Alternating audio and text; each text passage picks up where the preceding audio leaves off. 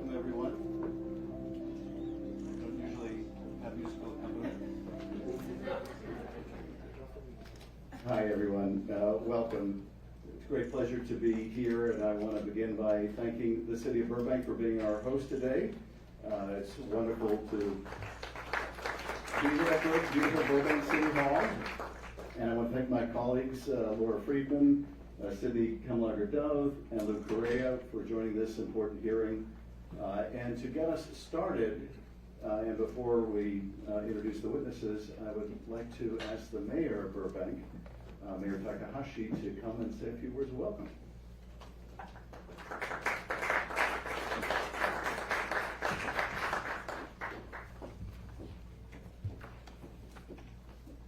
Good morning.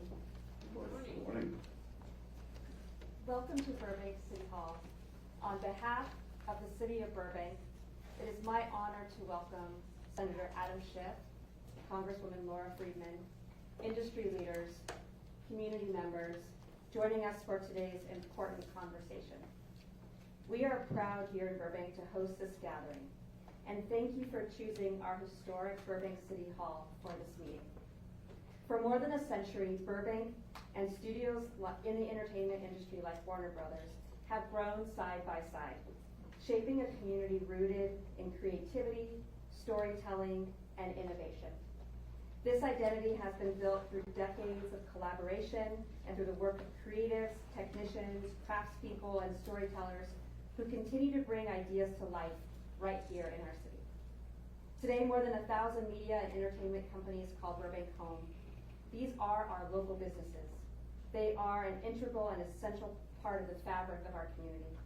They support local jobs, fuel small businesses, and drive an ecosystem that extends far beyond studios, from restaurants and retailers to vendors and entrepreneurs. This city and city council remain committed to supporting a strong and resilient industry while we navigate the changes ahead. As the industry evolves, Burbank will continue to be a place where production happens and jobs are supported. So thank you again from the bottom of our hearts for being here and engaging in this important dialogue in our city. Thank you. Thank you, Madam Mayor. It is wonderful to be here in the heart of American film and television production. I want to thank our witnesses for being here. Noah Wiley, thank you. We're grateful for your presence. And Matthew Loeb, I'll introduce the witnesses more formally later, but Matthew, wonderful to see you. Thank you for attending. Jim Acosta, really appreciate your bringing your expertise here today. And Jack DeLuca, thank you so much for coming and for your testimony. As members of the House and Senate representing Hollywood, the greater Los Angeles area, and the whole state of California, we have a special responsibility when it comes to the future of American film and television production. As many in this room know, this industry supports nearly 800,000 jobs nationwide in producing, marketing, and distributing content. But even more impressive are the jobs that the industry supports. More than 2 million caterers and carpenters, dry cleaners and lumber suppliers, hotel workers, and equipment vendors. All those livelihoods are tied to a production shop setting up in their community. This is an industry that generates over $200 billion in wages and is comprised of 162,000 businesses located in every state in the country, 93% of which are small businesses employing fewer than 10 people. This is not a Hollywood backlot story, it's a Main Street story. It's the story of an industry delivering America's greatest cultural export to audiences around the world. It's also an industry that has faced very real challenges over the last few years. Even as the industry has tried to find its footing following a global pandemic, production has continued to migrate away from Los Angeles and indeed away from the United States of America. In the 3 months between July and September of last year, on-location filming in the greater Los Angeles area was down more than 13% from the year before. In the 2 years before that, Los Angeles County's motion production industry lost more than 42,000 jobs. For the grips and the drivers and the set dressers, the makeup artists who bring this industry to life, this is not a data point, this is their livelihood.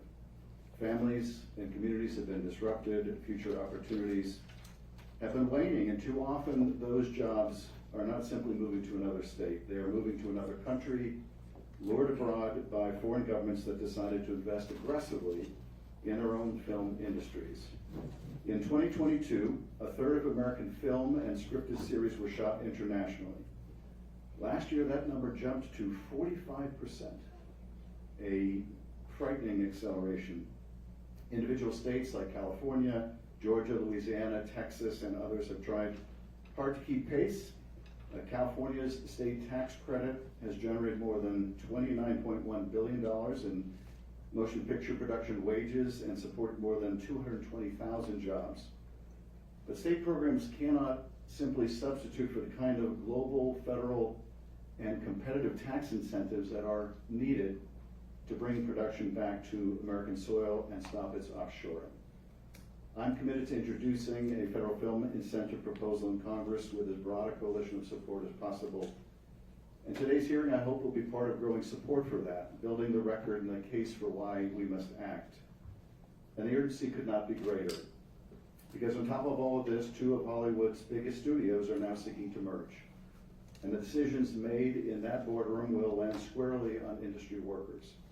The proposed acquisition of Warner Brothers Discovery by Paramount Skydance, a transaction reportedly worth $110 billion, would combine Warner Brothers' storied library and news assets, including HBO and CNN, with Paramount's portfolio of CBS, Nickelodeon, MTV, and more. It would be an unprecedented consolidation of media and programming. Representative Friedman and I both wrote to Paramount and Netflix last month pressing for concrete commitments to California's workers.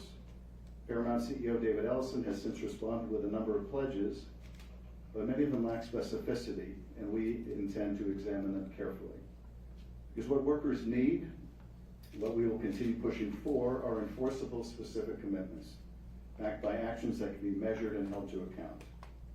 And what consumers need are lower prices, not increased fees, to make the merger pencil out for shareholders.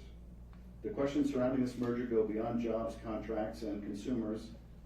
They also go to editorial independence of two of America's most significant news organizations, CNN and CBS News. In recent weeks, administration officials have openly expressed their preferences about CNN's future ownership, from the White House to podiums in the Pentagon. Take Secretary Hegseth's comments regarding coverage of the war in Iran. The sooner David Ellison takes over, he said, the better. This administration couldn't be clear about what they intend to do, which is to tell the news media not just what to say, but how to say it. Public reporting indicates that assurances have been made about the future editorial content and direction of those networks, something that should never be used as leverage to gain favorable treatment of a merger.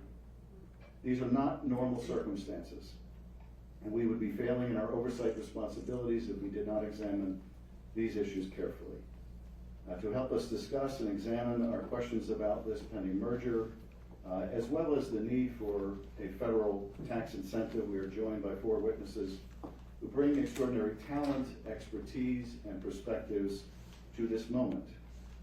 Noah Wiley stars in, co-writes, directs, and is an executive producer of the medical drama The Pit, for which he made history as the first male actor to win all 5 major television acting awards in a single season. He previously led the genre-defining TV hit ER as Dr. John Carter across 15 seasons, a role for which he earned 3 Golden Globe Award nominations and 5 Primetime Emmy Award nominations. He has also starred in, produced, written, and directed many, many other critical acclaimed works. Matt Loeb has served as, didn't know I was going to say some nice things about you, did you? No, I didn't. That's why we keep your mic muted until I'm done with that. So you won't cut me off. Watching the live stream. Matthew Loeb has served as International President of the International Alliance of Theatrical Stage Employees since July 31, 2008. IATSE represents workers across the United States and Canada in motion picture and television production, live events, theater, trade shows, exhibitions, broadcasting, the shops that support these industries and more. In the context of today's conversation, IATSE represents virtually all the behind-the-scenes workers in film and television production. A longtime IATSE president, President Loeb, has helped build an organization, a strategy in motion picture and television production that brought thousands of workers into union contracts with health and retirement benefits. Jim Acosta is an award-winning journalist and the host of The Jim Acosta Show on Substack and YouTube. You should go and subscribe right now. How am I doing, Jim? Thank you so much. It's a plug. He was the chief White House correspondent and an anchor for CNN and a correspondent for CBS News. He was also the author of the New York Times bestseller, The Enemy of the People, A Dangerous Time to Tell the Truth in America. Jax DeLuca is a cultural strategist and former film and media arts director at the National Endowment for the Arts. She has championed independent film for over 2 decades. Currently, she is the interim director for the Future Film Coalition, a newly formed national alliance dedicated to safeguarding and strengthening the independent film and media sector in the United States. Thank you all for being here and joining us and ensuring that California and Hollywood remain the global magnet for storytelling, innovation, and creative employment. I'm now going to turn over to Congresswoman Friedman to give a brief opening statement. Thank you so much, Senator Schiff. Thank you for putting this hearing together, and I want to thank all of the witnesses for traveling to Burbank, the media capital of the world. And thank you to the city of Burbank for hosting us today in my home district. This district, which is the California's 30th congressional district, is home to almost every major film studio, as well as all of the ancillary businesses that support it. And I would tell you that besides the direct jobs that you see at Disney, at DreamWorks, and Warner Brothers, Paramount, all the studios that are around here, there are tens of thousands of jobs in prop shops, in special effects houses. There are dry cleaners, there are coffee shops, all that depend on that economic activity here in Hollywood. This industry supports almost 700,000 jobs and contributes $115 billion a year to our economy. It is one of America's greatest exports. It shapes, thank you. I was always behind the camera, but I definitely, in a room filled with people who know about the industry, I appreciate that. I'm your AD. I'm your AD today. So I was saying that this is an important industry because of the tens of thousands of jobs, locally hundreds of thousands of jobs, over 2 million jobs nationwide. But it also is the way that the United States has told its story to the rest of the world. And when you ask people who immigrate to this country what drew them to America, what made them want to come here, very often they'll talk about their vision of this country, of freedom, of what this nation means to people and to immigrants through the way we have told our story in movies from Hollywood. If you look at products that are sold around the world, from Levi's blue jeans being a huge driving global force in the 60s and 70s, much of it traces back to the image of those products in American movies. So there's a lot of value in this industry beyond the jobs. But here in Los Angeles, while we are recovering from devastating fires, when we've had so many struggles, the prospect of losing thousands of jobs right now is just overwhelming to the people in Los Angeles. And we have seen this industry leave jobs decade after decade. I moved here in 1992. I was living in New York working at HBO, and I got a job at Paramount Pictures. That's what brought me to this coast. It's what brought so many people here. Those jobs and that economic ecosystem that brought me into this community has been failing for years. And this merger is seen by so many people as a harbinger of things to come, of a shrinking of this industry that seems overwhelming to Los Angeles. LA County lost more than 42,000 motion picture jobs from 2022 to 2024 and production declined over 13% just in 1 year, and we have seen that year after year. That's not just those direct jobs, it's also all of those other companies that depend on that. So there's a lot at stake as production leaves. And now with Paramount, Skydance's $110 billion acquisition of Warner Brothers Discovery, that's going to combine 2 of the 5 remaining Hollywood major studios. Paramount's projecting $6 billion in synergies, and we know what that word means. It means cuts, it means layoffs, and LA workers are going to feel that first. This merger could define whether Los Angeles remains the entertainment capital of the world or becomes an afterthought.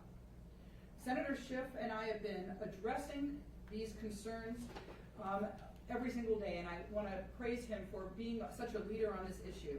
We demanded concrete commitments from Paramount, and Ellison's letter put some of those on the table, including in his letter, he talks about both studios combined producing 30 films a year, a 45-day theatrical window, and real support for the federal film tax incentive that Senator Schiff and I are working on in Congress. And we intend to measure them. We intend to hold them to those promises. And that's why the oversight that Senator Schiff is leading here today is so important.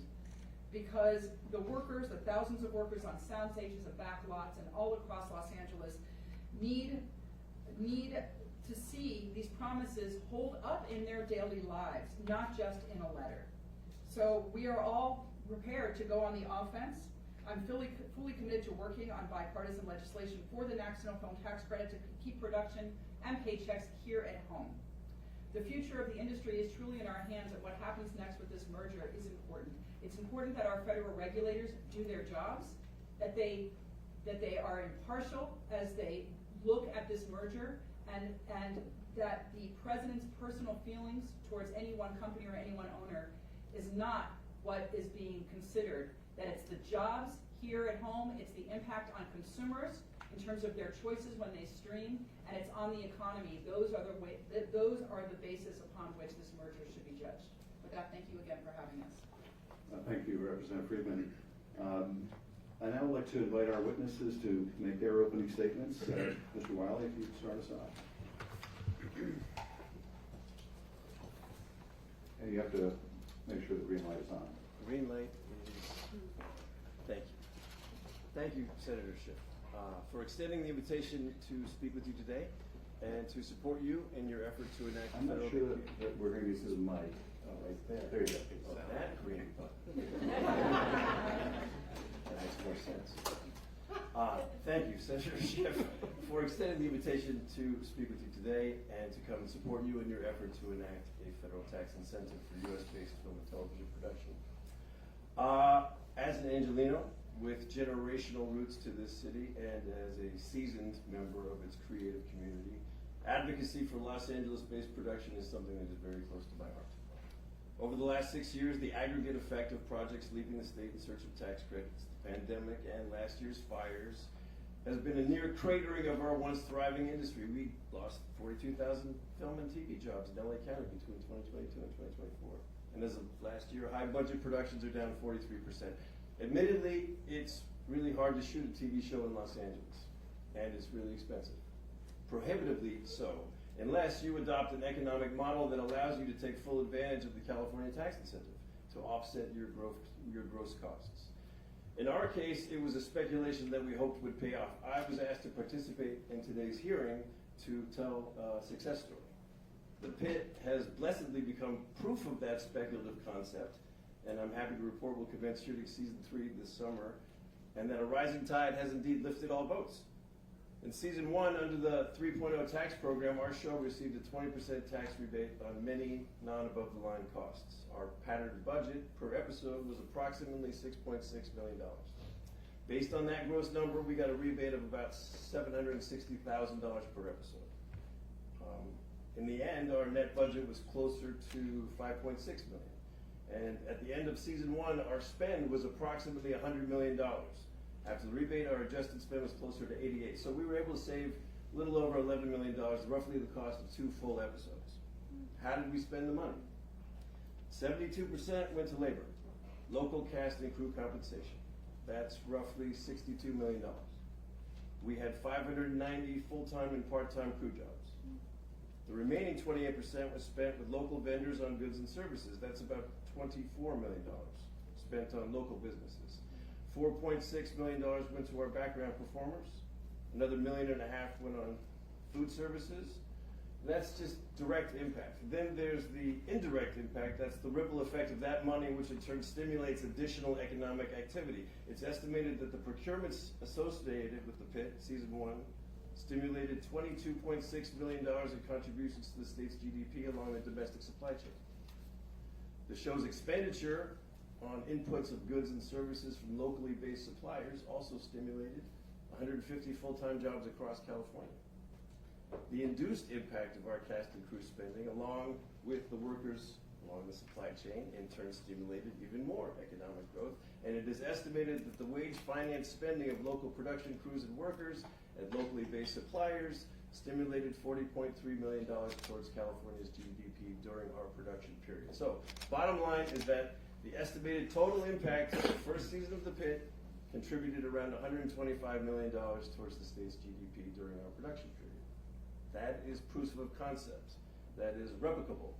And it is vital to the strength of our industry and to our city to support these incentives. They are an investment in our city's most precious commodity and its biggest asset. It is an investment in its people. Thank you very much. Thank you very much. Thank you for producing that show here in Burbank and Los Angeles, and thank you for keeping it here. Pleasure, sir. Thank you.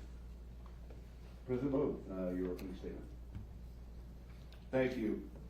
Good morning, Senator Schiff and representatives. I want to thank you for this invitation to participate in this important hearing on behalf of our 170,000 behind-the-scenes entertainment workers of the IATSE.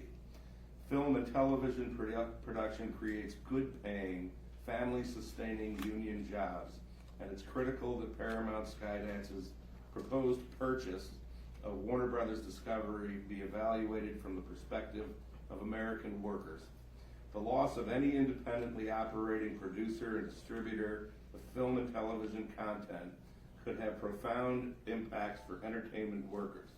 Over the last decade, we have seen American studios offshoring production at alarming rates. As regulators and elected officials consider the Paramount-Warner combination, we're asking that particular attention to be paid to ensuring that domestic production does not suffer further. When major companies merge, workers often pay the price first. IATSE's position is that regulators should consider the effect of consolidation on labor markets, not only on consumer prices. In 2023, IATSE and the Directors Guild of America issued joint comments in support of revised FTC-DOJ merger guidelines, an important course correction that restored the federal government's ability to review the impact of consolidation and vertical integration in the entertainment industry on our members and other workers in the film and television industry. Past studio mergers have meant fewer jobs and disruptions to production. Redundancies following the Warner Brothers Discovery and Disney-Fox mergers led to reductions in workforce that have the potential to occur downstream from a Paramount-Warner Brothers Discovery merger.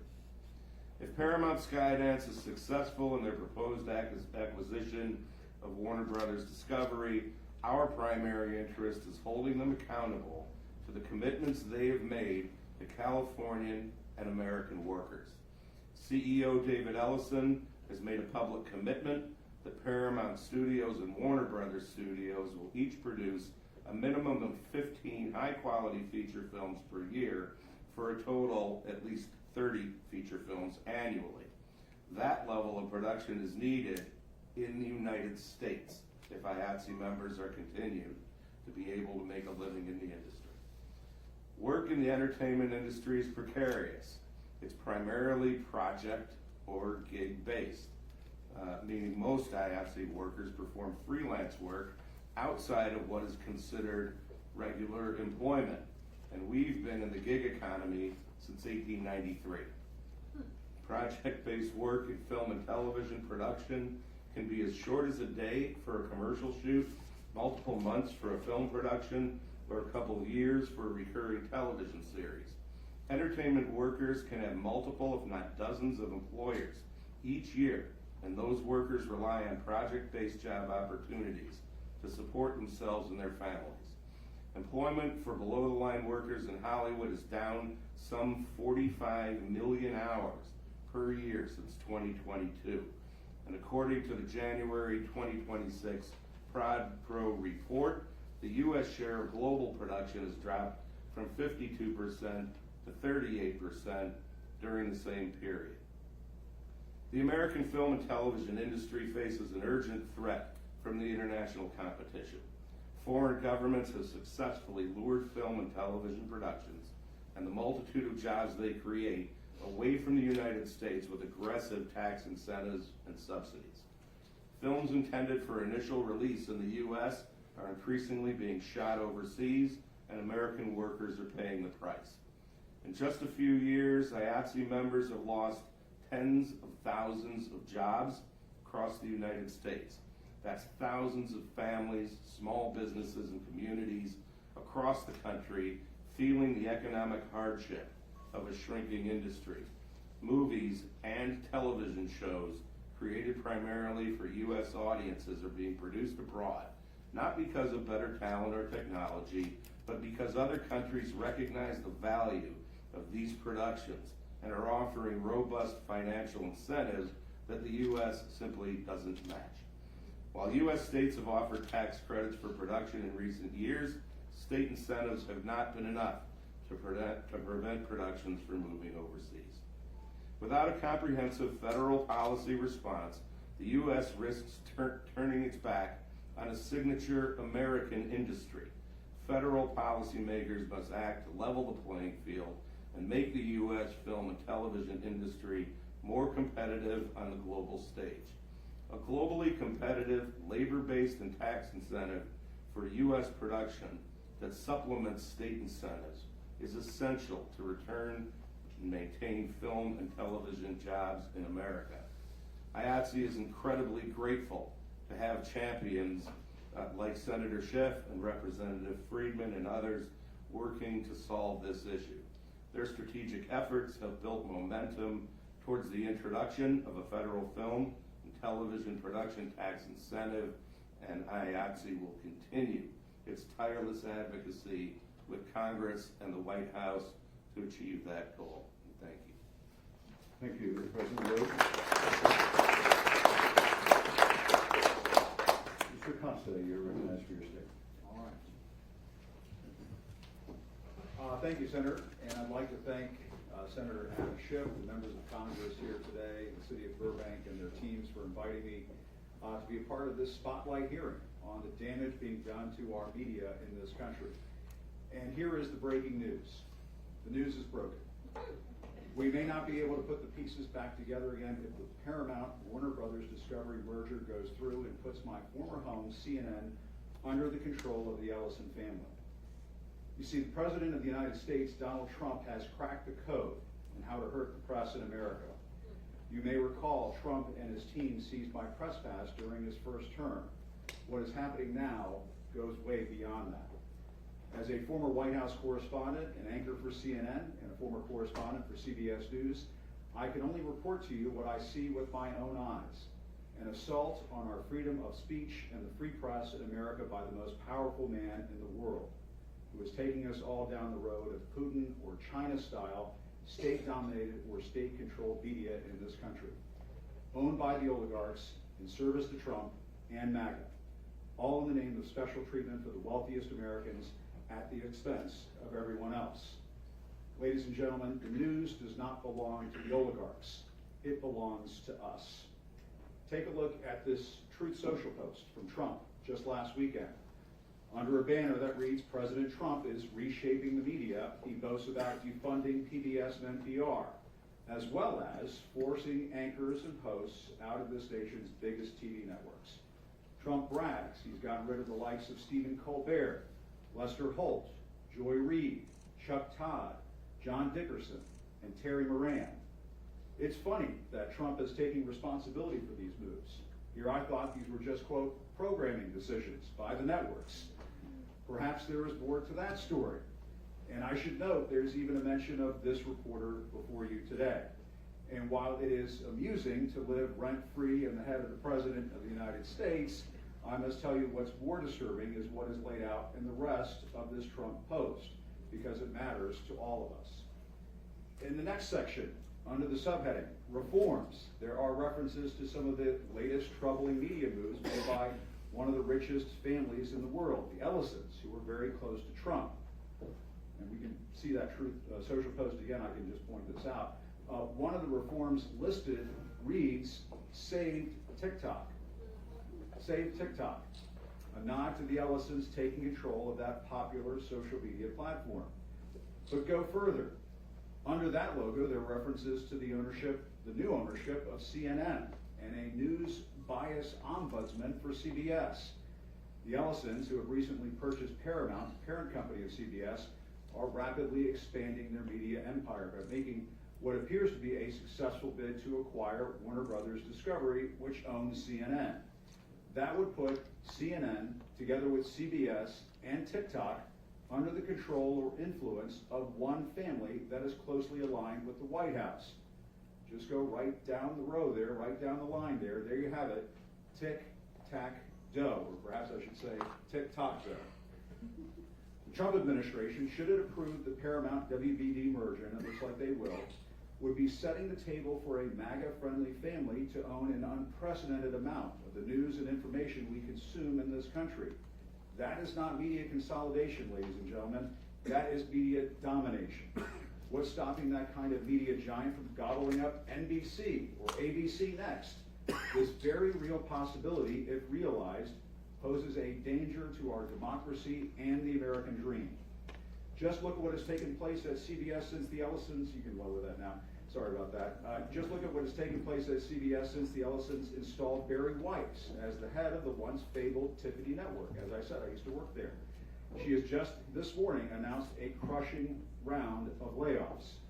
The anchor she hired for the CBS Evening News closed one recent edition of that broadcast by saying, "Marco Rubio, we salute you." On another edition, he whitewashed the attack on the U.S. Capitol on January 6th and claimed there were two sides to the story of that day. That's in addition to the disclosure that 60 Minutes had temporarily shelved a segment on the infamous Seacot prison in El Salvador that is used by the Trump administration to lock up migrant detainees. Ladies and gentlemen, when 60 Minutes is in trouble, we're all in trouble. It is not a stretch to say we would likely see the same kinds of MAGA-friendly editorial decisions should the Ellisons take control of CNN. That's exactly what the Trump administration wants. As one of my former colleagues at CNN just told me earlier this week, they're not worried about hitting the iceberg. They now see the iceberg, and they're bracing for impact. Just last week, as the senator mentioned, Defense Secretary Pete Hegseth slammed a report from some of my former colleagues at CNN shedding light on the Iran war by saying this, and I quote, "The sooner David Ellison takes over that network, the better." Add to that what the FCC chairman, Brendan Carr, tweeted last weekend, threatening broadcasters they could lose their licenses over how they report on the war in Iran. Folks, they're saying the quiet part out loud. All of this is on top of the multi-million-dollar settlements paid out by CBS and ABC to Trump in just the last year. That $15 million payment by ABC to Trump also got a mention in that Truth Social post. And what did that accomplish? As we all remember, Trump's SEC attempted to silence Jimmy Kimmel anyway. In the case of CBS, executives handed over their extortion money as the network was being pursued by Paramount, a sale that was pending at the time before the Trump administration. The public, folks, they can sniff out what's going on here. I talk about it every day on my podcast. These payments are part of a shakedown paid to a wannabe dictator who wants the government to determine who delivers the news. Add to that the recent arrests of Don Lemon, other journalists, the banning of the Associated Press from the Oval Office, the devastating layoffs at the Washington Post owned by Jeff Bezos, the Nexstar-Tegna merger, the right-wing propaganda peddled on X owned by Elon Musk, and don't forget the OG Trump state media outlet, Fox News and their imitators, Newsmax and OAN. And if all of that sounds like hyperbole, consider this. The respected expert on authoritarianism, Ruth Ben-Ghiat, recently told me Trump is consolidating the media at a rate that is far ahead where Vladimir Putin was during his early years in power. In Russia, they aren't getting the real deal on what is happening in Ukraine. Imagine handing that kind of power to Donald Trump when it comes to matters of war and peace in America. As is noted in his deranged yet revealing Truth Social post, Trump is winning his war on the media. That is because, in part, the least courageous and most powerful members of the industry are allowing it to happen. Trump will keep going after the media because he wants the news to become lies. You can't speak truth to power, folks, but those in power can crush the truth. Go around the world. Go around the world and look at the countries that don't have a free press. They are not places where you want to live. Now we can We can't go back in time and stiffen the spines of media executives, but we can stop this merger and the subjugation of CNN and other journalists in this country to the likes of the Ellisons and the oligarchs. Yes, Trump put me on his media hit list, but I'm proud to report to the president that I'm still here, loving the freedom of independent media. I'm here today because I can freely speak to all of you now.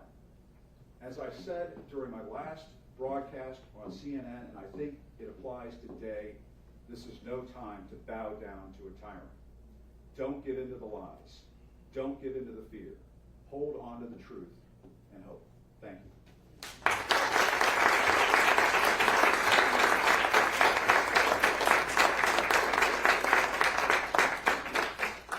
Thank you, Mr. Costa.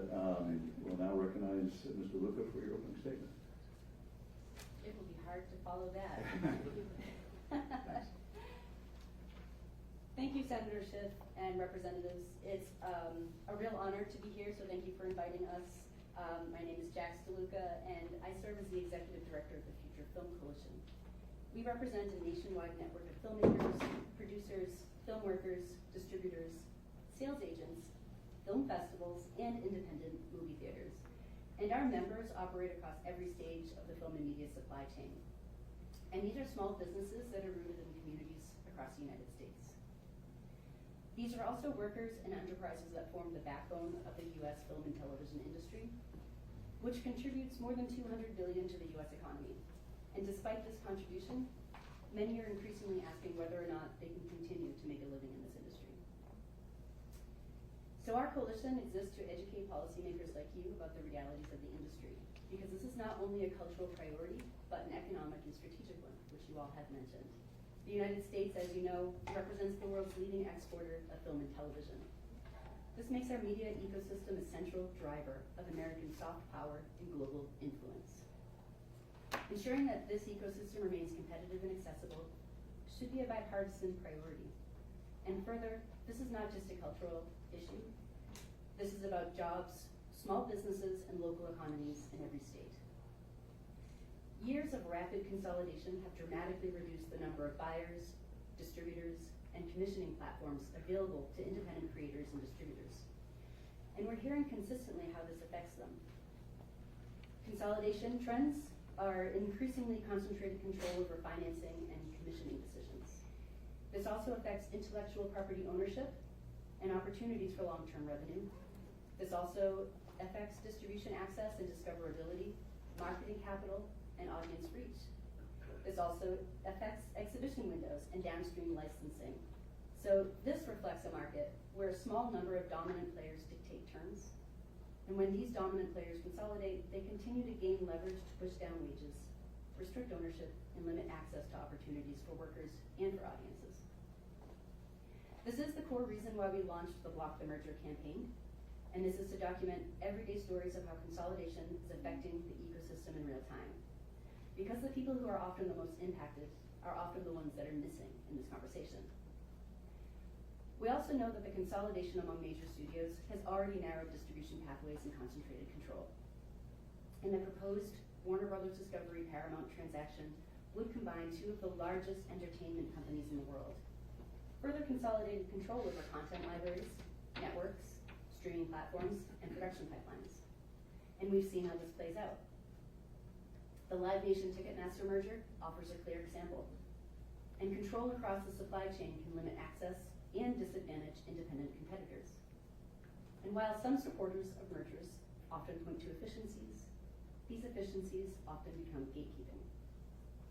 And when one company has the ability to control what gets financed, what gets distributed, and what gets seen, it also gains the ability to favor its own content and shape the market in ways that reduce competition. And the harms of increased consolidation also start before audiences ever even see a film. And when fewer buyers are competing to commission, acquire, or license projects, this means fewer projects are greenlit or financed, fewer workers are hired, and fewer films reach distribution at scale. And for audiences, again, this means fewer choices, not just in quantity, but in the range of stories and perspectives that reach the public, particularly outside the largest media markets. By the time audiences notice fewer options, which is now, the pipeline has already narrowed. As you all have mentioned, small businesses make up a majority of this ecosystem, and many of them are being squeezed out. More than 90% of the businesses in this sector are small enterprises, and many with under 10 employees. And these are the local crews and vendors that are in your districts, and the local cinemas in your community, and the independent distributor who's trying to get a new award-winning film to an audience. These are the people that we're hearing from through the Block the Merger campaign, and many have offered insight on what it's like to negotiate in this environment. What we've heard is you either accept the terms or the low rates, or you lose the work. And small businesses do not survive conditions like this. They disappear. Less competition also means consumers will face higher prices across cable, streaming, and theater admission. And at the same time, fewer of these award-winning films will actually reach their screens, which results in a narrower range of content and fewer meaningful choices for audiences. So in closing, we must ensure that the film industry and the local economies tied to it are not sacrificed for corporate scale and control. A stronger Hollywood is built not through consolidation, but through competition, fair markets, and policies that sustain independent storytelling. And on behalf of the Future Film Coalition, our allied organizations, and including the International Documentary Association, Art House Convergence, and the Archival Producers Alliance, we urge policymakers to fully scrutinize this merger and to consider its effects across the entire supply chain, not just on consumers. We also ask that you actively solicit advice and input from our representatives who are working within the film and media supply chain. This can help you gather on-the-ground perspectives and learn more about the stark realities of this industry. And lastly, we ask for you to prioritize policies to mitigate the existing harms to competition, labor, and local production ecosystems. This includes supporting public infrastructure and a national film board, and more incentives that are designed specifically for independent, non-studio backed film. Because shockingly, of the 100 production-heavy countries in the world, we're the only one without a federal film office. And of the 80 that have federal incentives, we're the only one that doesn't. We're already in a reactionary stance, and this is a critical point. Are we going to be a global leader in this industry, or leave billions on the table and hundreds of thousands of talented, trained, and experienced American workers out of a job? Thank you.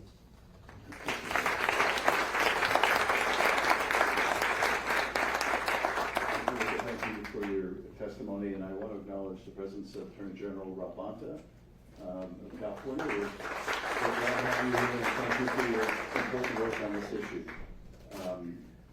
I'll recognize myself for the first round of questions.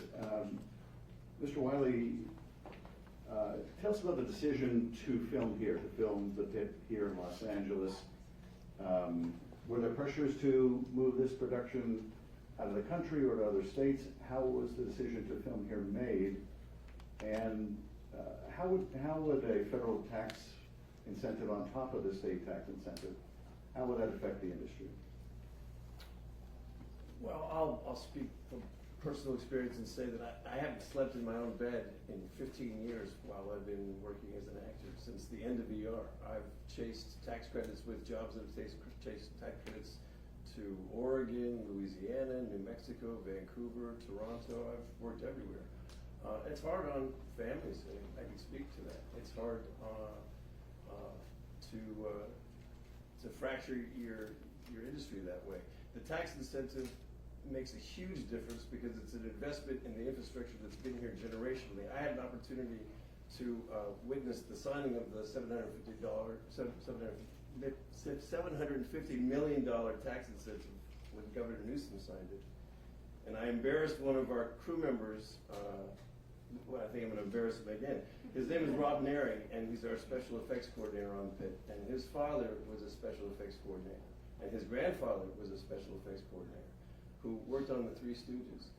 And when you hire Rob Neri, you get 3 generations of special effects coordinating expertise. You know, most people have forgotten more about special effects than the Neri family will ever, you know what I mean by that. The point being is that you can put up a soundstage in any other state, but they don't come with a Rob Neri.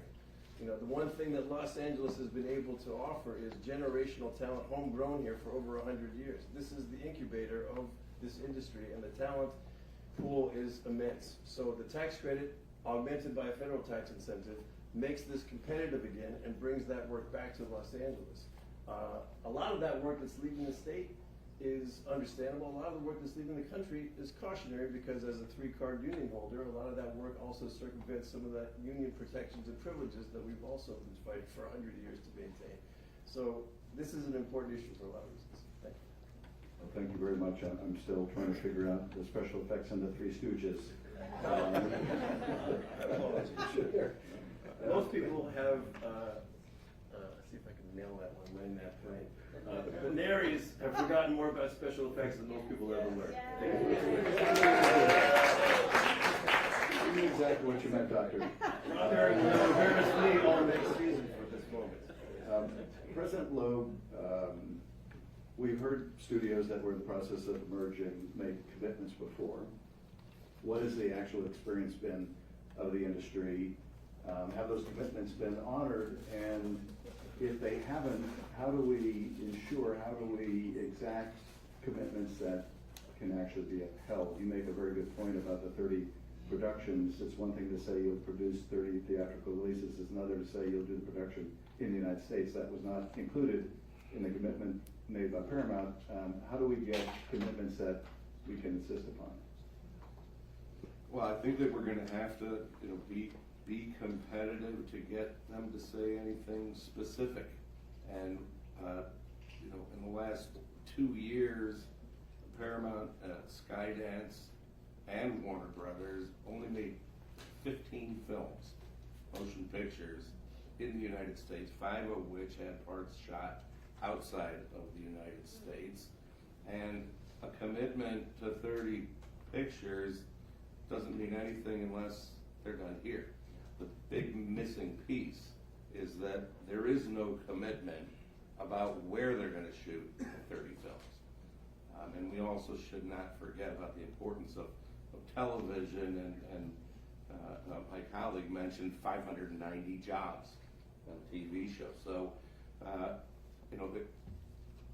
I think that, don't know if there's a policy matter where you can nail down those commitments. I think measuring what they actually do after they've made these commitments is going to be really important, especially in the short term.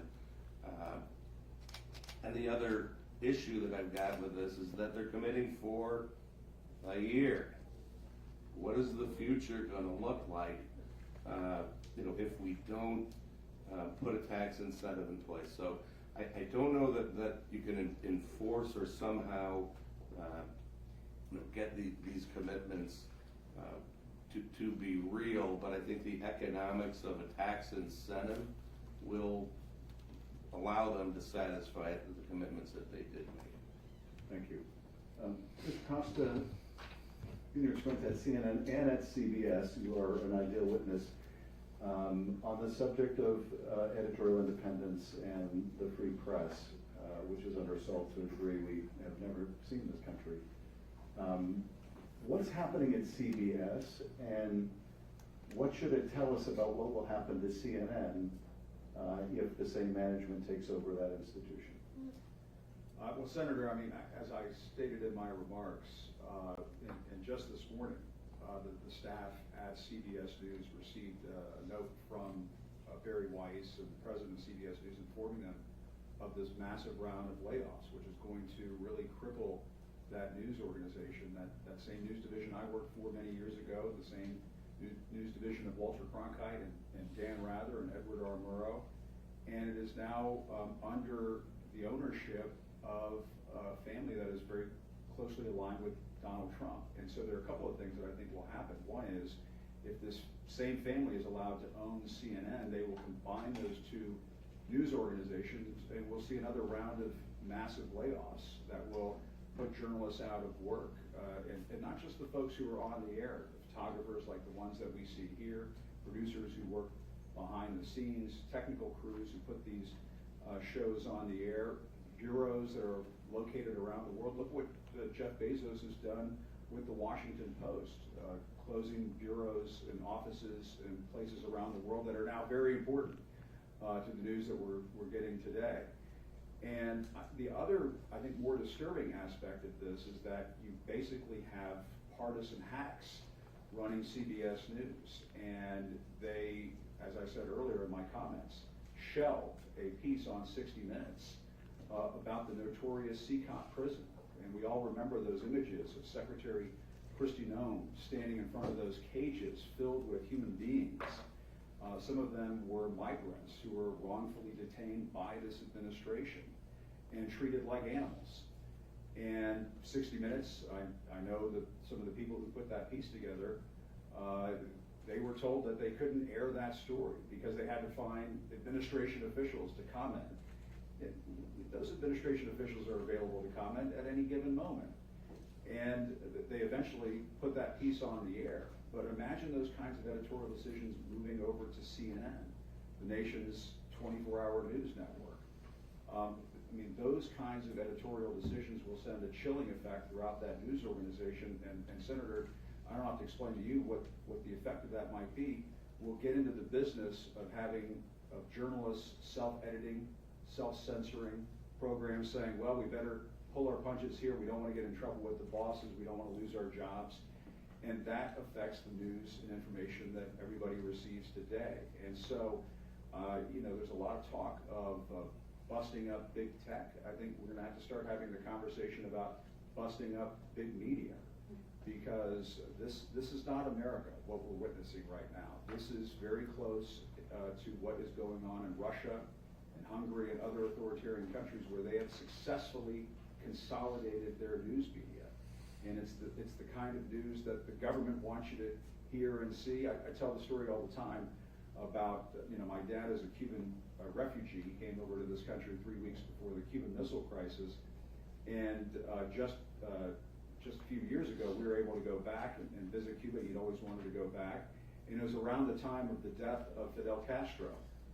And at that time, the death of Fidel Castro was being reported by the Cuban state media as the physical disappearance of Fidel Castro. Not the death of Fidel, the physical disappearance. Do we want that kind of news in America? My dad didn't come to this country so this country could become like Cuba. Thank you. And I'll note, although it's beyond the scope of this hearing, we saw the news today that Nexstar has been approved for a merger, which will consolidate local broadcasting well above the 39% mark to 60%, and that without really any public input, any analysis, or anything more. Representative Friedman, for your questions. Well, I want to thank everyone again for being here, and particularly the Senator for putting this together. This is truly one of the most important issues in Los Angeles right now. And this runs the gamut from, as Mr. Acosta was saying, freedom of the press and what people around the country and around the world get to see reported about this administration and future administrations. Whether we have state-sponsored media or state that approves or disapproves of media, or whether we have journalists who can truly follow the story and then be able to reach an audience because they have a broadcaster that will air their story around the world. All the way to the economics of Los Angeles. So first, I want to ask Mr. Loeb, just to go to the labor piece of this. In terms of films and budgets of films and television, approximately, do you have a sense of what the budget of a project goes to labor, what goes out into the economy in terms of spends outside of the studio, how do these productions impact the LA economy? As far as labor is concerned, I think it sort of varies dramatically, especially in television, where I think at the beginning there are lower costs above the line. Those go up after a certain number of years of success. But percentage-wise, I would guess labor, 50-60% of a budget. I would say that it affects the economy in a lot of ways, because we have, for instance, lost health coverage for 16,000 people. And so how does that affect the economy? How do those people take care of themselves and their families and go to the emergency room instead of their doctors, and that's sort of a compounding effect. Certainly, there's no tax revenue coming for the state when workers have no jobs, and in fact, I think there's an extra drag there because of the payment of unemployment and other social programs to support them. And I can tell you that we've spent hundreds of millions of dollars bridging benefits for people. This is a huge issue for us. But since COVID, then strikes and fires and a slowdown, the plans have spent reserves that are meant for this, for these times. But all of those things, I think, depress the economy overall and change communities. And if you can't pay the bills, there are a lot of ancillary problems that are caused. Thank you. And how many members do you have in the United States?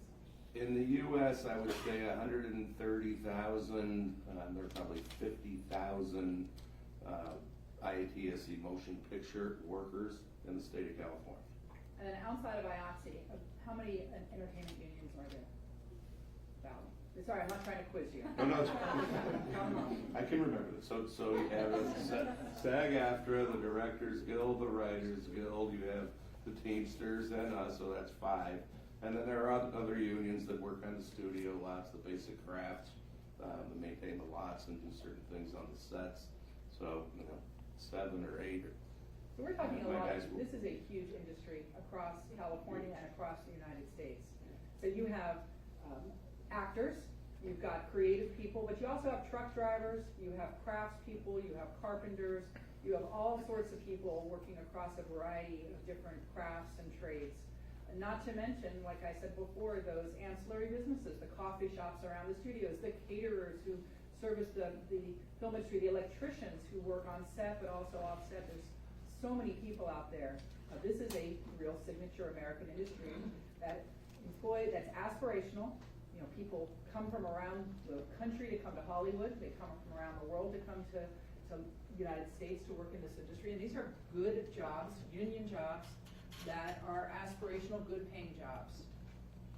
Right? Not dead end, there's value in all labor, but people study to do this and they dream of it. Right? Yeah, and we're in artistic and technical trades that require talent and training and keeping up with things. Of course, we're going to face the challenge of AI along with all of this, Right. to compound our problems. But these are good, solid jobs. And even when you talk about actors, when you talk about extras, these people need these jobs and these basic benefits as well. So we're not just talking about our folks. That these are solid middle-class jobs that our contracts provide meaningful health care coverage and hopefully a dignified retirement. Right, and it used to be that, Los Angeles really was one of the only places you could really locate it. Post-production houses were here, the special effects, the studios, the lighting. Was it something I said? I think you neglected to mention the lighting crew. Did the Ellisons buy the power company?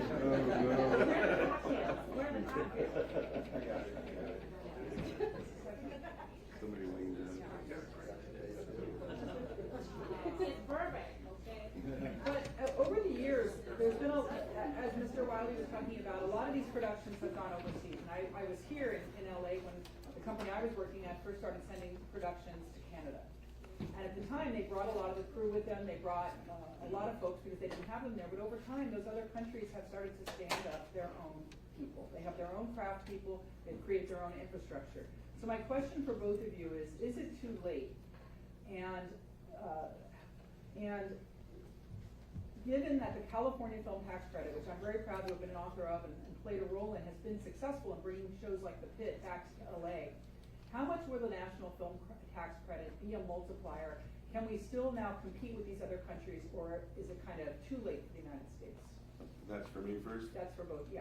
So I don't think it's too late, and I'll just give a quick example of a different state that had a robust film incentive in Georgia. And it was among the least expensive places with their tax incentive and their rates and cost of living that you could shoot a bona fide, big picture in the United States of America. They shot, I want to say, 13 big tentpole movies there, employed thousands of people, and another country in the UK came up with a better incentive, and they pulled up the stakes and left. Thousands of people lost their staple employment. Having said that, it happened overnight, which is shocking and sad, but they moved it that fast and it can come back that fast. You're talking about project-based productions, that end. I suppose, I'm told that there's a 10-year deal with Pinewood. I don't know exactly, what the details of that are to get out of it if our incentive competes, but I do think the industry is nimble, and I do think that there is hope to bring the work back. Mr. Wiley, from the artist perspective, people want to come back? Absolutely. Everyone's a director here. A lot of what I think the pit success is attributed to is the culture that goes into the making of the pit, and a lot of that culture is predicated on people being grateful for the opportunity to work and go home every night and have dinner with their families and be proud of the work they're doing and have it feel like it reflects well on them. You want your work to have meaning and you want it to have value. And one thing that we've set out to do from the outset with the pit is to create an environment that is inclusive and varied, where everybody's opinion matters, where we take the work seriously, we don't take ourselves seriously. But it became this submarine that we could all hide in for the last 2 years and remember what it's like to be good at something and to enjoy being good at something and to enjoy inspiring that in your coworkers. So I'm only speaking from the limited frame of reference of stage 22 on the Warner Brothers lot when I say it's not only possible, it's replicable. It's what we do better than anybody else in the world. And it can happen. Thank you so much. Mr. Corinne. Thank you, Senator Schiff, for holding this event. Can you hear me? Hello? Yes. Hit the right green button. And of course, Congresswoman Friedman also. Congressman Correa out of Orange County, California. We're actually home to the original Disneyland in California. We employ probably 40,000 people at that park.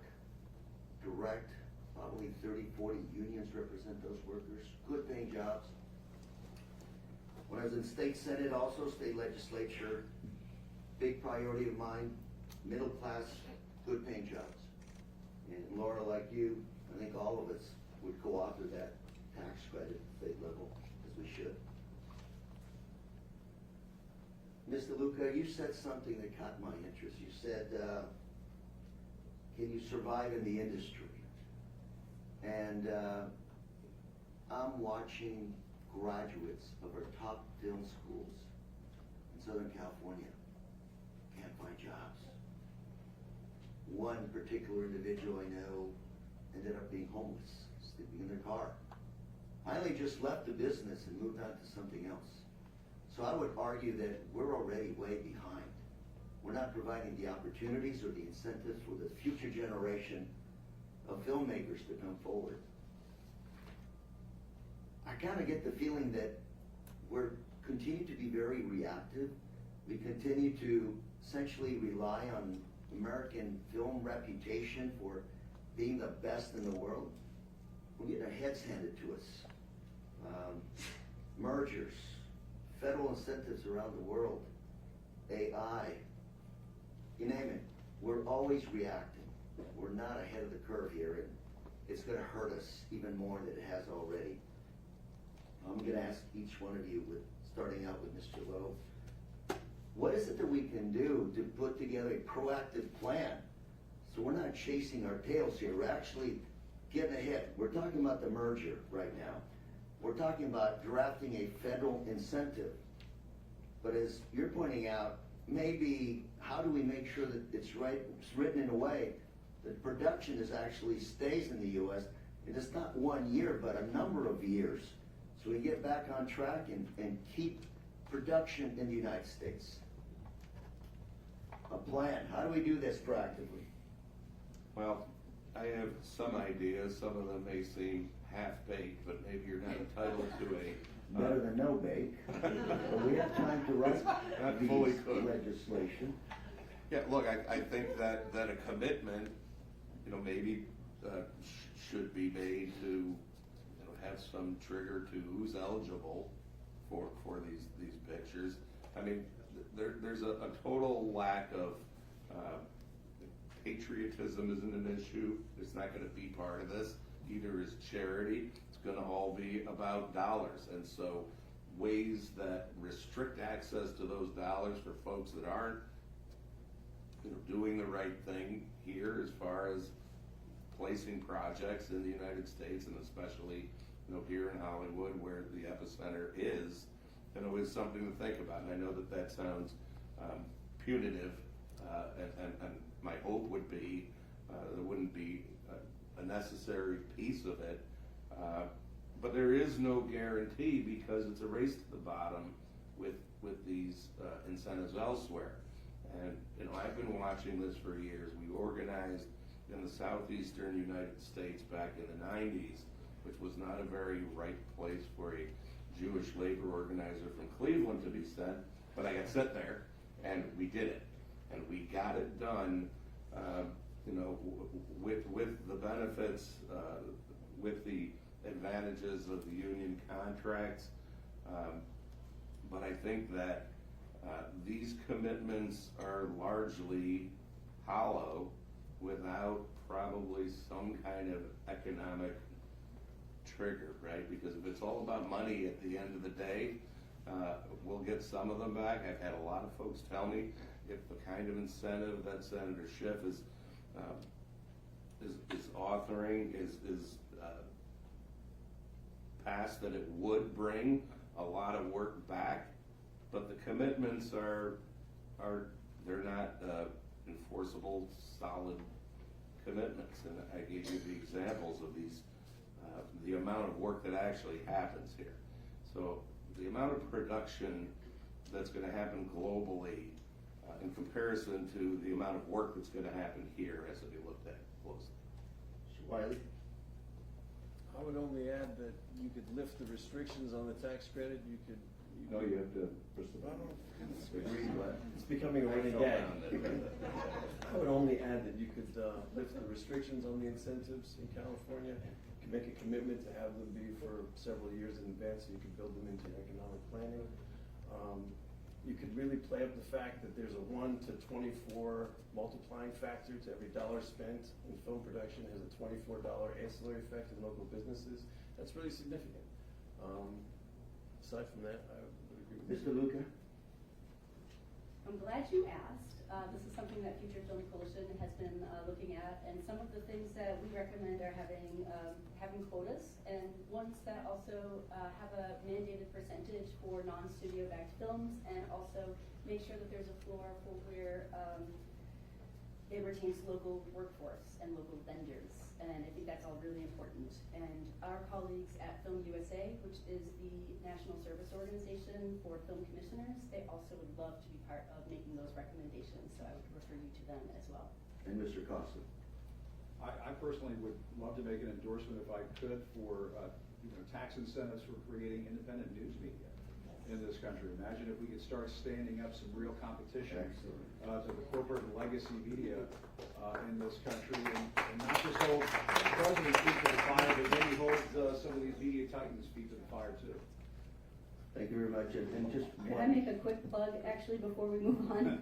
Because what you hit on is actually really important, because right now we're at this moment where we're talking about film, we're talking about television, we're talking about streaming, we're talking about journalism, but all of that's affected when we're talking about this issue, and so we need to be looking at that big picture. And my Shorenstein Fellowship at the Harvard Kennedy School right now is doing a lot of this work. So I'm also just doubling up on what Jim has said. We definitely need to make sure that these incentives cover the full range of media content. follow up, just a quick question for Mr. Lowe.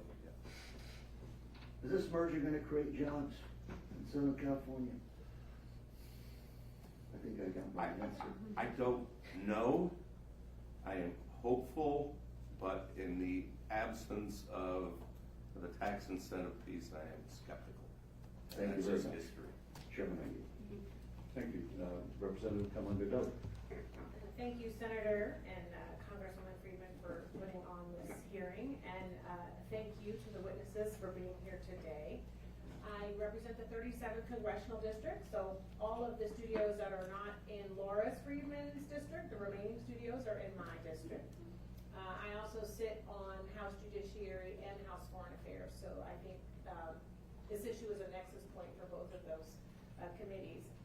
And I just want to say that, you know, my mother's an actor, and so this industry is incredibly important to me. It is about the long-term health of LA's economy as well as the entertainment industry. And it goes beyond the obvious. I have a friend, Mo, she's been in the business for over 30 years, card-carrying actor, and she told me this will be the first time in her career as an actor that she will not have health insurance because there are just not enough union jobs, and how scary that is for her trying to raise a family. Being LA, I also get acupuncture. And after my acupuncturist took the needles out of my back, she said, can you do anything to help bring back entertainment jobs? So it goes to show you it's just beyond the folks working craft services and tailoring. It is jobs, jobs, jobs everywhere. So, Mr. Wiley, you have been in this business for a very long time, you said, as both an actor and as a producer. And can you share with us, over your tenure in the business, how have you seen the terms of the deals change for you? Terms of the deals change. Because of mergers, because of consolidations, because of less jobs? Well, I'm going to show my age when I say this, but you know, if you entered into this business in the 80s, it was a business that was subsidized by advertising and subscriptions, and it was manageable. And then the business continued to grow with the advent of streaming, and there seemed to be this idea that you could have unlimited growth turn into profit. And then suddenly that proved to be not true. Everybody went looking for profit, and you went back to advertising and subscriptions as the way of sustaining. So we watched this industry explode, and now we've watched it constrict. If you entered the business in the last 8 or 10 years, you've seen 2/3 of the jobs go away. If you entered the business 25 years ago, you've seen it self-correct back to something that's manageable. There's only 2 ways to pay for this content at the end of the day: advertising and subscriptions. And we tend to kind of reinvent that wheel every 10 or 15 years, but it comes at the cost of labor. Usually, these consolidations are really great for shareholders and not usually great for the labor force. So that's the sort of arc that I've experienced. But these tax incentives are significant. I'll share an anecdote from an executive producer I worked with years ago named Dean Devlin, who took advantage of the Oregon tax credit the first year it was offered to take a show called Leverage up to Portland. And he paid out all of his per diem that first season, all the cast and crew, in $2 bills, which was cumbersome and annoying and confusing, and nobody liked it. But a year later, when that tax bill came up for renewal, Dean went to testify in front of the State Department, and at the Capitol asked if anybody had seen a $2 bill that year. And if they had one in their wallet, would they hold it up? And several people in that room did. And it was like putting a contrast dye system into an X-ray. You got to see exactly how that Hollywood money bled into that economy. And it was a really wonderful demonstrative way of saying that, you know, this money doesn't just get shared internally, it gets disseminated locally, globally. Thank you for sharing that. So when I was a cub, long time ago, I worked on Gone in 60 Seconds. And if you don't believe me, I have a credit. I was in lunch, President Loeb, eating with your members. And I can recall so many stories of these folks sharing with pride how because of this industry, they were able to provide for their family and put kids through college. And it was because of consistent production, even if it was gig to gig. Some folks have mentioned streaming and streaming platforms. So President Loeb, can you sort of share how the rise of streaming platforms have changed the work for your members? Yeah, thank you. Originally, when streaming was brought to us at the bargaining table, it was characterized as a kind of new media. It lasted decades, so it wasn't a new media at the end. And we really spent a lot of time bargaining to turn our contracts for television and those provisions that new media was eroding or cannibalizing into the standard terms. And we did get there, but I think one thing that we really had to work on, and it had to do with residuals, and that has to do with intellectual property. We're not triggering residuals when a picture gets made outside the United States, and that's a serious liability to the benefit plans. So, we've held our own in the streaming, and the contracts have matured. I think we did very well in the last cycle, but it's really about the work and the triggering of those payments for security for members. Thank you. And I have one last question. It will be quick for Ms. DeLuca. So, Paramount bought BET and then kind of sold it all off and gutted it. And as an African American woman, for me, that's sort of one of the premier platforms for Black storytelling. And we're seeing those outlets shrink more and more across many spaces. And yet we know that audiences are demanding more authentic and diverse storytelling. And even though many still report feeling misrepresented. So are you already seeing this squeeze play happen for independent and diverse creators? And if so, can you share what that is looking like? Absolutely.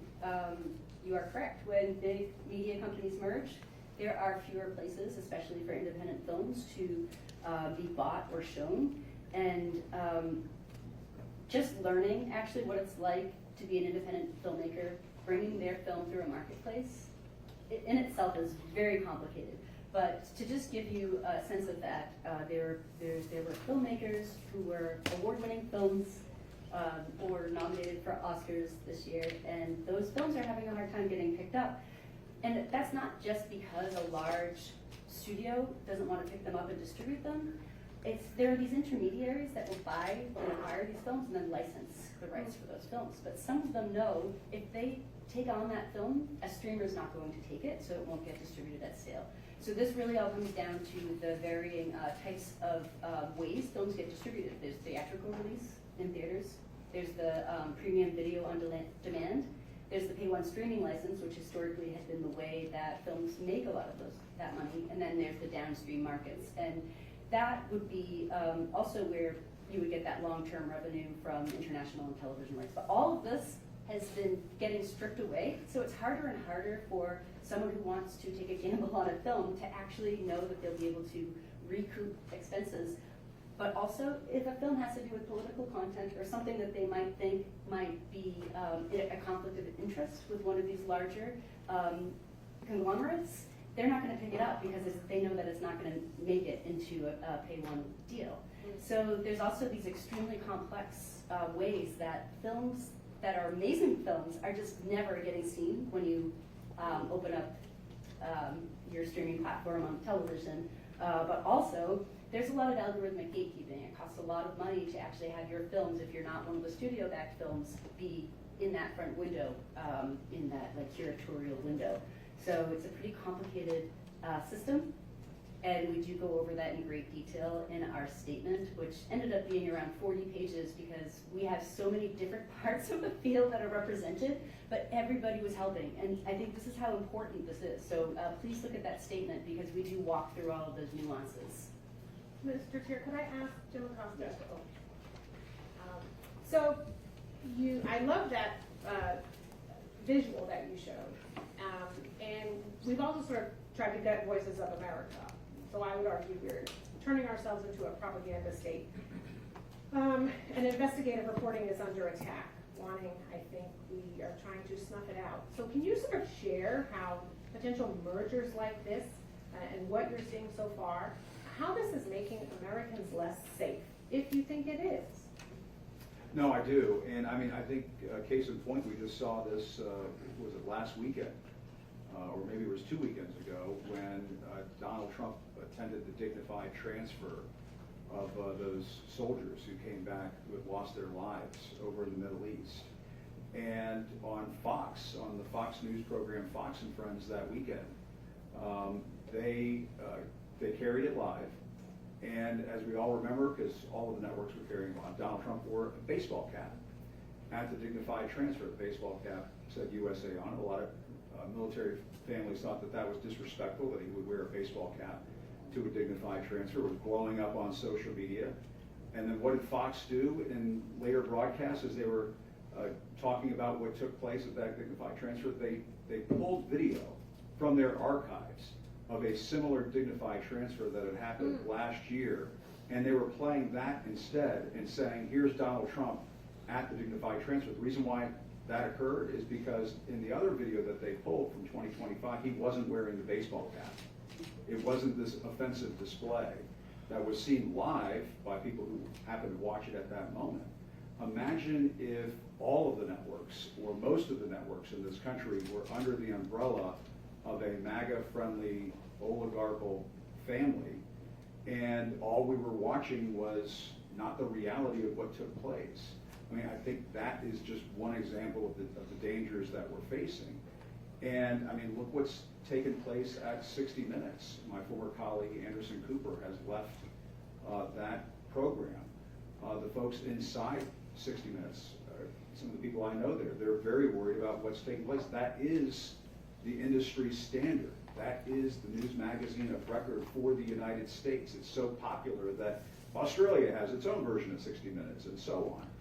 Imagine a Trump-friendly, MAGA-friendly 60 Minutes from here on out. It's just wrong.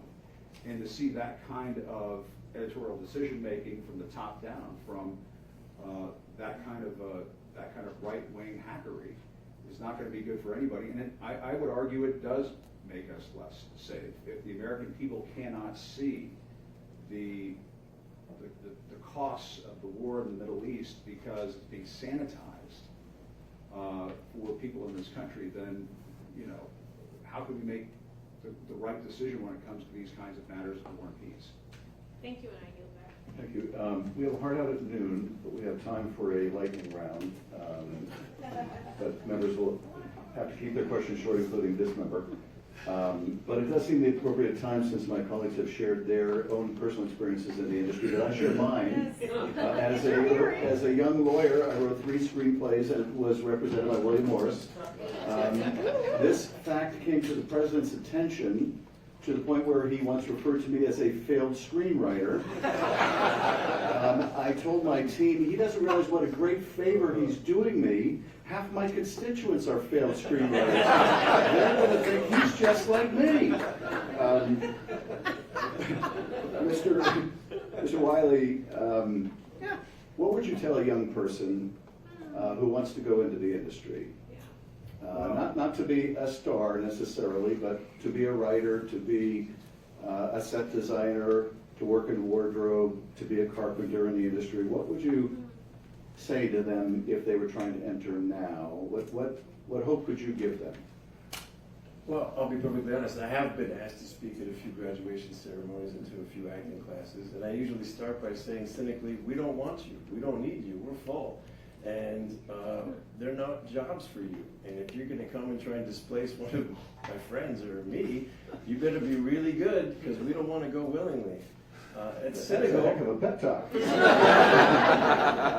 It's also by way of challenging them to say, this is not an easy life. You know, this is not an entitlement. This is almost like a penance or a sentence in some cases. And you should do it only if you can't do anything else.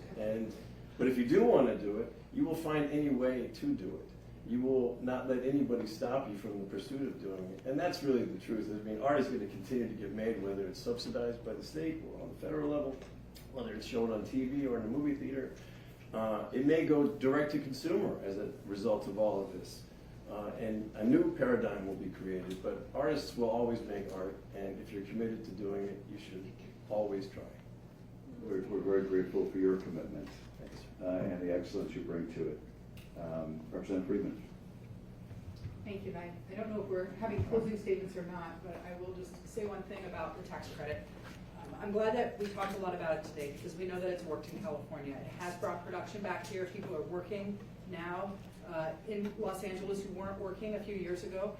And so we know it works. We know how important this is, and we can do this nationwide. We have enough states that understand the importance of this production that we can get this done, and I'm determined to work on that. And I also want to say for people who might be a little cynical that we give tax credits to many industries.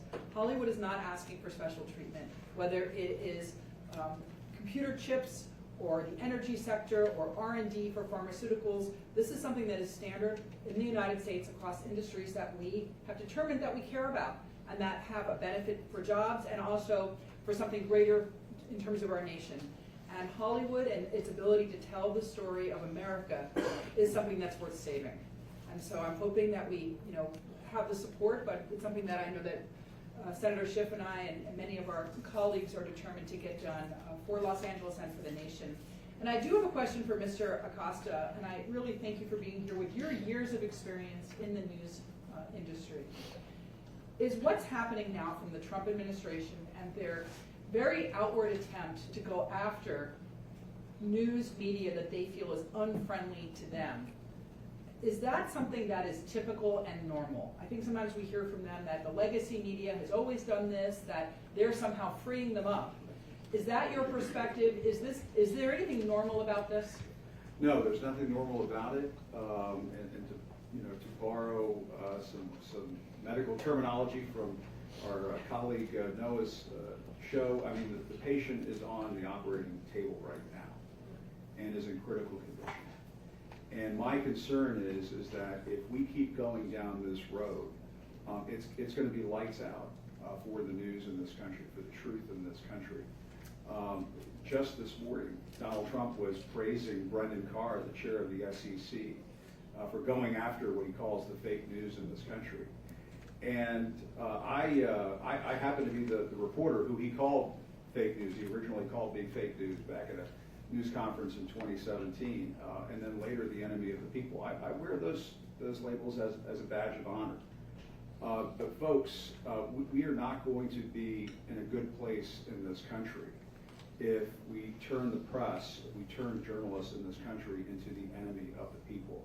As I like to tell folks, we are not the enemy of the people. We love the people. We want to tell their stories, just like the storytellers who are here today. We're defenders of the people. But folks who say, "Oh, this is because you're a liberal hack. That's why you're saying these things." This is not about Democrat or Republican. I don't think the problem today is left versus right. It's truth versus lies, and we cannot give into these lies. And my sense of it right now is that we are heading down a path that we're not going to be able to come back from.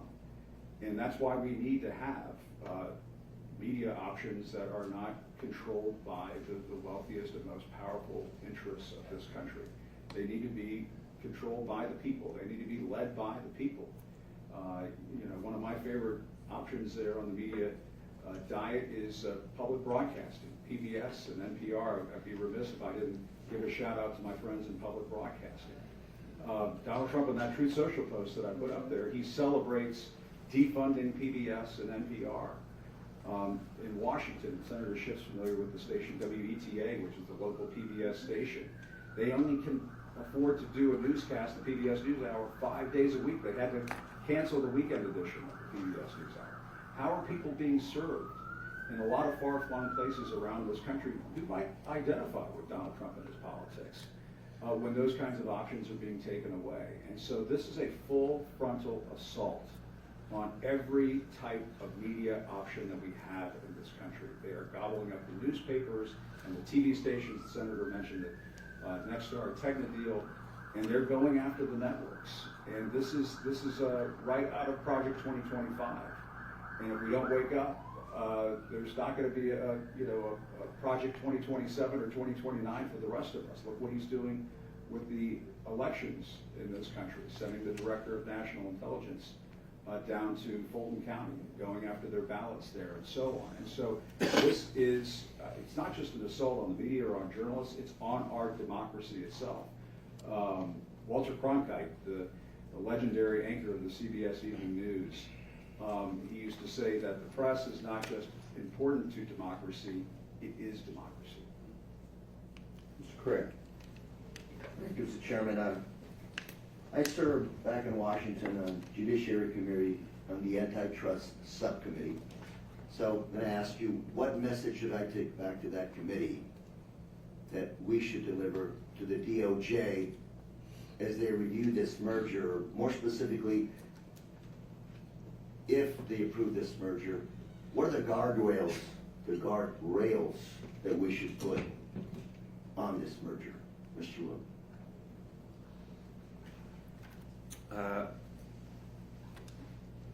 I think that certainly the comments about the media, that voice needs to be protected, however that pans out.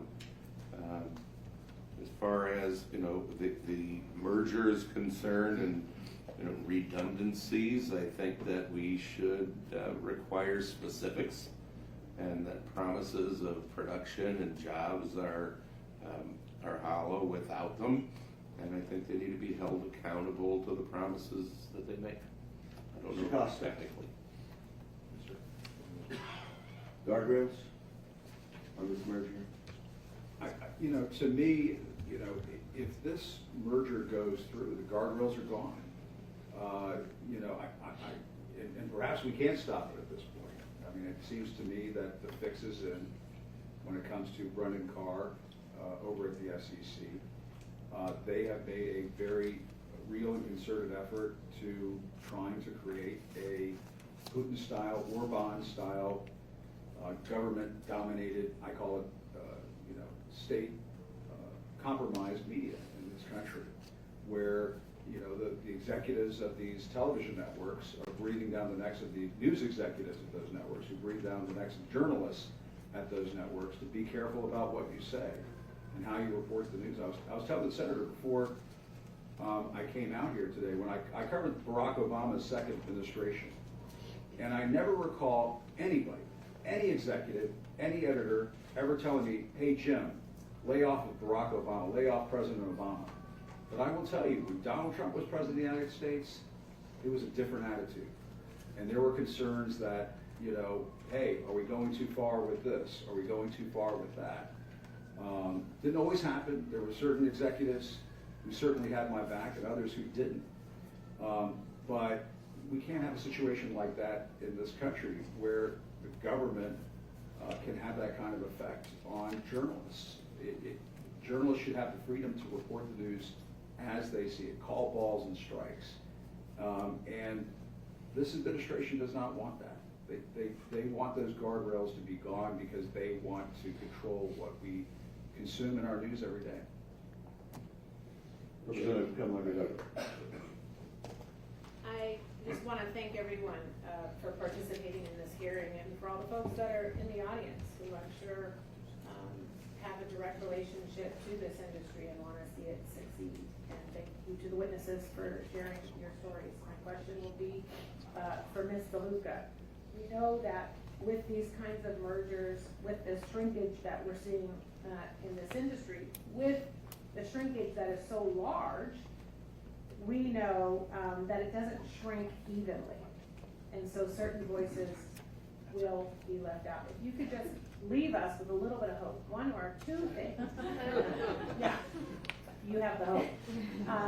One or two things where we could be working together to support those independent and diverse voices in film and in the media.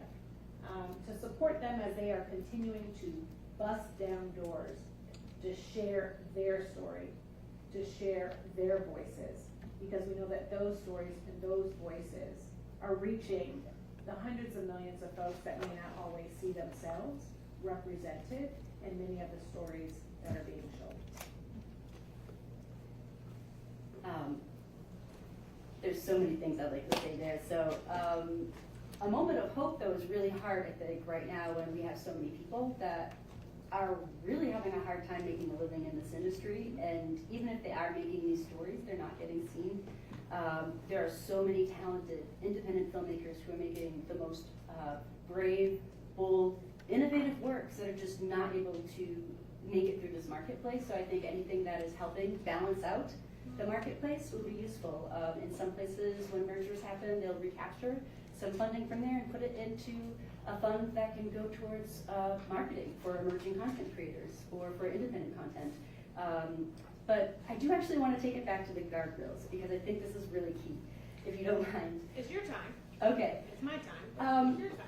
Guardrails and consent decrees are not a safeguard. We should not be relying on those because we do know that things like the AT&T Time Warner consent decree is widely acknowledged as unenforceable in practice.